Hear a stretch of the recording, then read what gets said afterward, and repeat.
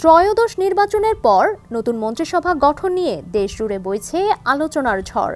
বিশেষ করে টেকনোক্রেট কোটায় কারা মন্ত্রী হচ্ছেন তা নিয়ে সাধারণ মানুষের আগ্রহের কমতি নেই।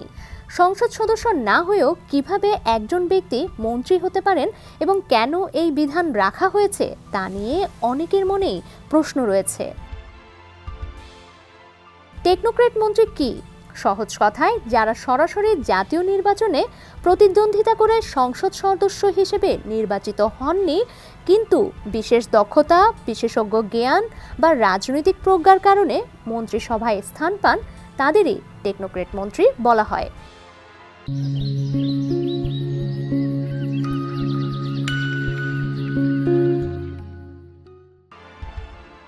ক্ষমতাসীন দলের নির্বাচিত প্রতিনিধিদের মধ্যে নির্দিষ্ট মন্ত্রণালয়ের জন্য আলাদা দক্ষতার প্রয়োজন মনে করা হলে বিশিষ্ট ব্যক্তিদের টেকনোক্রেট মন্ত্রী হিসেবে নিয়োগ দেওয়া হয়। সুযোগ সুবিধার দিক থেকে তারা অন্যান্য মন্ত্রীদের মতোই সুবিধা ভোগ করেন।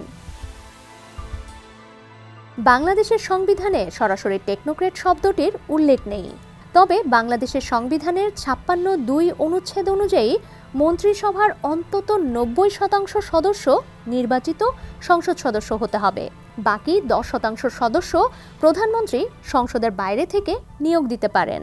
প্রশাসনিক ও কারিগরি প্রয়োজন মেটাতে এই কোটায় সাধারণত বিভিন্ন পেশাজীবী ও বিশেষজ্ঞদের অন্তর্ভুক্ত করা হয়। তবে অন্যান্য মন্ত্রীদের মতোই টেকনোক্রেটদেরও নির্দিষ্ট আইনি যোগ্যতা থাকতে হয়, যেমন ন্যূনতম 25 বছর বয়স, বাংলাদেশের নাগরিকত্ব এবং গুরুতর ফৌজদারি অপরাধে দণ্ডিত না হওয়া। টেকনোক্রেট মন্ত্রীদের একটি সীমাবদ্ধতাও রয়েছে। সংবিধানের 73 অনুচ্ছেদ অনুযায়ী তারা সংসদে বক্তব্য রাখতে ও আলোচনায় অংশ নিতে পারেন, তবে কোনো প্রস্তাবে ভোটাভুটির সময় হ্যাঁ বা না ভোট দিতে পারেন না। নিয়ম অনুযায়ী জাতীয় নির্বাচনের আগে বা সংসদ ভেঙে যাওয়ার 90 দিন আগে টেকনোক্রেট মন্ত্রীদের পদত্যাগ করতে হয়। নতুন মন্ত্রিসভায় টেকনোক্রেট কোটায় মন্ত্রী হচ্ছেন হাজী আমিনুর রশিদ ইয়াসিন ও ডক্টর খলিলুর রহমান। প্রতিমন্ত্রী করা হয়েছে জাতীয় ফুটবল দলের সাবেক অধিনায়ক আমিনুল হককে। ডেস্ক রিপোর্ট, সমকাল।